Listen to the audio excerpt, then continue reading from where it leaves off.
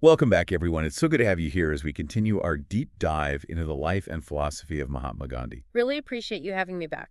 Last time, if you recall, we really explored those formative years, his family influences, some of those early events, those pivotal moments that sort of ignited his passion for truth and nonviolence. hmm And it was incredible to see how much those experiences really shaped his path, wouldn't you say? Absolutely. Yeah, it's fascinating, isn't it, how those early seeds of truth and nonviolence blossomed into this lifelong commitment. He called them his experiments with truth.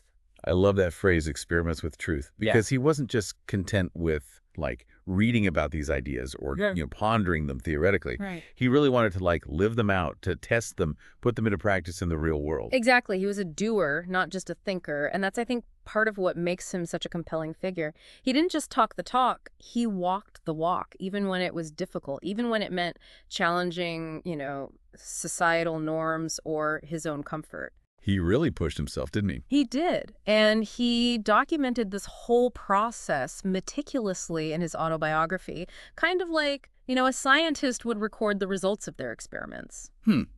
That's a great analogy. And these weren't just abstract philosophical exercises. Right. They were deliberate choices, practices that really impacted every single aspect of his life. Yeah, his relationships, his diet, his daily routines. Absolutely. So for this part of our deep dive, we're going to really explore those personal experiments, those decisions that really reveal so much about who Gandhi was. What do you think, listener? What about Gandhi's life really intrigues you? Is it his commitment to nonviolence? Or maybe his, unique approach to diet? Yeah, there's so much to uncover. I think we'll uncover some really interesting insights along the way. Shall we start with his practice of nonviolence then? Ahimsa, as it's known in Sanskrit. Looking at the source material, you really see how deeply rooted this principle was in his entire philosophy. He genuinely believed that violence in any form, whether it's physical, mental, or emotional, is ultimately destructive and counterproductive. Yeah, and that wasn't just some passive belief. It really informed how he approached every aspect of his life, It did. from personal conflicts to, his whole approach to political activism. It makes you think, right, how often do we resort to aggression or force to get what we want? Gandhi's approach was totally different. It was. He was convinced that real strength, true strength, lay in resisting that urge to retaliate, in meeting aggression with love and understanding. That's a pretty radical idea, isn't it? It is radical. And I can imagine it wasn't always easy for him to put it into practice. It wasn't, especially when he was faced with injustice or violence, which happened frequently. Right, like that story about him being thrown off a train in South Africa because of his race. Exactly, a very powerful example. Even facing such blatant discrimination, he chose nonviolent resistance. It's a powerful testament to his belief in satyagraha, which I think means truth force. You've got it. But it wasn't about passively accepting injustice, right? It was about actively resisting it. Yes, actively resisting it through peaceful means, through civil disobedience, through appeals to the oppressor's conscience. So it was a very proactive approach. Very much so. And this commitment to nonviolence wasn't just a political strategy for Gandhi. It really permeated every area of his life. He believed in treating every living being with respect and compassion. And, he even extended that principle to his diet. Which brings us to another one of his fascinating experiments. His exploration of vegetarianism. A lot of people don't realize that Gandhi wasn't actually a vegetarian from birth. Oh, really? Yeah. In his youth, he actually experimented with eating meat. His friends persuaded him it was essential for strength and success, the whole idea of, meat makes you strong. I guess it's always interesting to see that side of these, iconic figures, right? Yeah. They were young people too, figuring things out, experimenting with ideas. Yes, food. And it makes his eventual commitment to vegetarianism all the more powerful knowing that. It does. It was a gradual process for him, definitely marked by inner conflict and, a deep exploration of his own conscience. I can imagine. He really questioned the ethics of eating meat, the impact it had on animals, and ultimately, he chose a path of nonviolence, even when it came to his dietary choices. And he didn't just, stop at avoiding meat. He became a huge advocate for vegetarianism, right? He wrote extensively about it, the benefits for personal health and for the planet. He did. I mean, It's amazing how far ahead of his time he was on that. It is. And this commitment to simplicity extended beyond his diet as well. He really believed in reducing his possessions, living a life that was free from, unnecessary clutter and extravagance. He called it simple living and high thinking. I love that. And that's where I think the story about Kokeli's scarf is so powerful. Yes. It wasn't about the monetary value for Gandhi. It was the emotional connection, that memory of his mentor. Exactly. And he applied this same principle to other areas of his life. He rejected life insurance, for example, believing that it promoted, a dependence on material security rather than faith and self-reliance. Wow, that's a pretty bold move, wouldn't you say? It was. It really challenges our modern day obsession with security and material possessions, doesn't it? Yeah, if you think about what really matters. It does. And for Gandhi, true wealth, true security, it lay in spiritual growth, in service to others, in living a life aligned with one's principles. And, that actually brings us to another really personal experiment, which is his pursuit of brahmacharya. Ah, yes. Now, this is where it gets really interesting. Now, brahmacharya, which is often translated as celibacy, that's a pretty complex topic, right? It is. And it's really important to understand the context here. We talked about those great source materials you sent over. Hmm. And one thing that's really crucial to remember is that Gandhi was married very young. Yeah, like 13, wasn't it? 13, which was common in India at that time. Right. And, initially his views on marriage reflected, I think, the traditional power dynamics of that society. Yeah, very patriarchal. Very much so. But as his understanding of truth and nonviolence evolved, so did his perspective on relationships. He started to question those traditional roles, seeking a partnership that was based more on, equality and mutual respect. Yeah, that's so interesting, isn't it? Like, even in this very personal, intimate realm of marriage, he was willing to challenge those, like, really deeply ingrained social norms. He was. It's pretty amazing. It speaks to his commitment to constant growth, to, questioning his own beliefs and practices. Yeah, that's a good point. And his marriage really became a kind of testing ground for these evolving ideas. Mm. So he and Kasturbai, they went through periods of, tension and conflict as he was experimenting with different ways of relating to her. Right. Well, yeah, I mean, there's that story in his autobiography about the time that he actually forced Kasturbai out of the house in a moment of anger. Yeah, a very powerful story. And he instantly regretted it. Like, he realized immediately how much pain he'd caused. Yeah. It must have been a real turning point for him. It was a recognition of the harm that can be inflicted, even in the name of authority or tradition. Right. Even when you think you have the best intentions. Exactly. And it forced him, really forced him to confront his own flaws, his own capacity for anger and control. And it led him to a much deeper understanding of nonviolence, not just as this political principle, but as a way of being in the world, a way of interacting with everyone, but especially those closest to you. I love that. It's like he was saying, if you can't practice nonviolence in your own home, in your own marriage, how can you expect to preach it to the world, right? Exactly. That personal transformation is the foundation for any larger social change. I agree. A powerful lesson for all of us. Yeah. So this desire for personal transformation led him to the practice of brahmacharya, which again is often translated as celibacy. But for Gandhi, it was about so much more than just abstaining from sexual activity. Right. It was really about this cultivation of mental and spiritual purity, this idea of controlling one's desires and then channeling that energy into service. It sounds like an incredibly challenging practice, especially, being married. Did Kasturbai embrace this as well? That's a great question. And it was a very complex situation.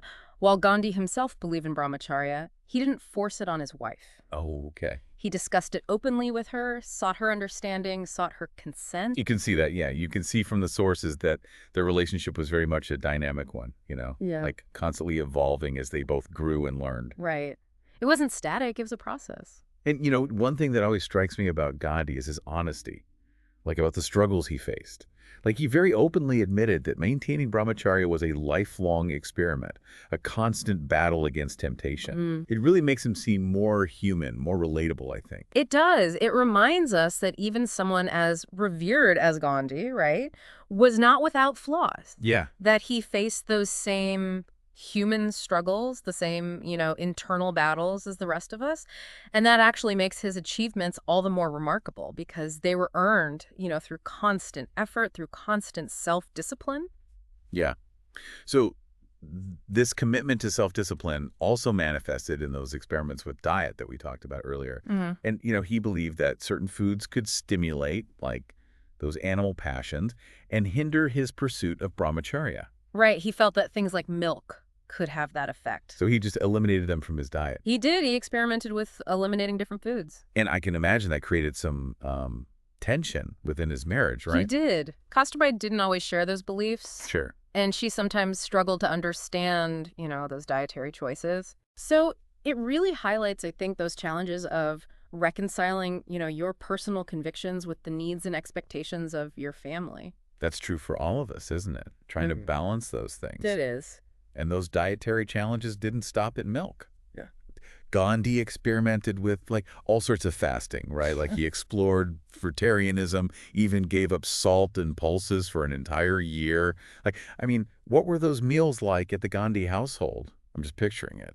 It makes you wonder what the dinner conversations were like, doesn't it? It really does. But it just shows his dedication to, aligning his actions with his principles, even when it caused friction or discomfort. Yeah.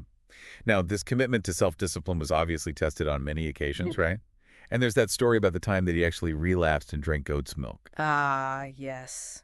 He felt that he needed the strength to engage in a satyagraha fight. A truth force fight. Exactly. And that incident, I mean, it caused him great remorse. It did. But it showed that, even for Gandhi, staying true to those ideals was a constant struggle. A lifelong journey. It's reassuring in a way, isn't it? How so? Like even someone who achieved so much, who inspired millions, still had those moments of It's weakness. those internal battles, yeah. And it makes his story all the more inspiring, I think. It humanizes him. Yeah. It reminds us that the path to personal growth isn't about, perfection. It's about constantly striving, constantly experimenting, learning from our mistakes along the way. Yeah, it's about progress, not perfection. Exactly. So these experiments, whether it was with marriage or celibacy, diet, they were all interconnected. They were all part of that larger quest for truth. His desire to live a life that was really aligned with his principles. Right. And this personal journey, this like relentless pursuit of self-improvement, I mean, it had a profound impact on his leadership, right? Shaped his ability to inspire and mobilize millions of people. So we've been deep diving into Gandhi's experiments with truth. And it's just incredible how much these personal choices, like even his marriage and his views on celibacy, reveal about his character and his leadership. Yeah, you provided us with some really rich source material, I have to say. And it's like those internal struggles, those moments of doubt, they actually made him a stronger leader. He wasn't afraid to admit his flaws, to talk about his challenges, and that makes him so much more relatable, more human, don't you think? I agree. It's inspiring, isn't it? How those personal challenges can lead to growth. What about you, listener? Have you ever found that, like, facing your own personal challenges actually helped you grow as a person? I mean, one key leadership quality that really emerged from Gandhi's experiments was his emphasis on leading by example. Like, he firmly believed in practicing what he preached. Yeah. His commitment to simple living, for instance, it wasn't just a personal preference for him. It was like a powerful symbol. He was showing people, look, I'm willing to give up these material comforts to live a life of simplicity so we can all work together for a greater good. Yeah, actions speak louder than words, right? Exactly. People could see that he wasn't asking them to do anything he wasn't willing to do himself. Exactly. He embodied those principles, every single day. Mm-hmm. And that authenticity, it resonated with people. It wasn't about, power or authority for him. It was about shared sacrifice, working together toward a common goal. And another striking quality was his unwavering commitment to his principles, even when he faced, like, immense opposition. Absolutely. Remember the whole beef tea incident? Oh, yeah. He refused to compromise his beliefs, his dietary beliefs, even when it caused friction within his own family. That must have been so difficult. It must have been. But it shows, the depth of his integrity. Yeah. His moral compass was just unwavering. Unwavering. And people could see that, right? They could see he wasn't driven by personal gain or political, expediency. He genuinely believed in what he was doing. And he was willing to stand by his principles no matter the consequences. Yeah. And that kind of conviction is so inspiring, don't you think? It makes you want to stand up for what you believe in, too. Absolutely. And I think that's the true mark of a great leader, right? Like someone who inspires you to be better, to do better. And speaking of inspiration, you can't forget Gandhi's incredible capacity for empathy and compassion. Right. Think back to that story about him forcing Kosterby out of the house Hmm. and instantly regretting it, realizing the pain that he had caused. That moment really reveals so much about his evolving understanding of relationships. Is growing empathy, yeah. His experiments, even those focused on, personal purity, always had this element of respect for others. Like, he never imposed his beliefs on anyone. Right. He sought understanding. He encouraged dialogue, even within, the traditional structure of his marriage. That's true. It's like his personal journey of self-discovery. It was constantly expanding his capacity for compassion, Hmm. which allowed him to connect with people from all walks of life. He didn't just lead with his head, he led with his heart. Absolutely. And that ability to connect with people, to really understand their struggles. I mean, that was a key factor in his ability to mobilize an entire nation. He wasn't just a political leader, he was a spiritual leader. He inspired people to act on their conscience, to embrace those principles of truth and nonviolence. So as we wrap up our deep dive into Gandhi's experiments with truth, Yeah. what's the biggest takeaway for you, listener? What can we learn from this man who dedicated his life to, you know, really pushing himself to be better? I think for me, it's that reminder that real leadership begins with inner transformation. It's about that constant questioning, challenging ourselves, striving to align our actions with our values. It's not about being perfect. It's about that, continuous journey of seeking to improve, to learn from our mistakes, to really become the best versions of ourselves. And Gandhi's legacy shows us that real change starts with each of us.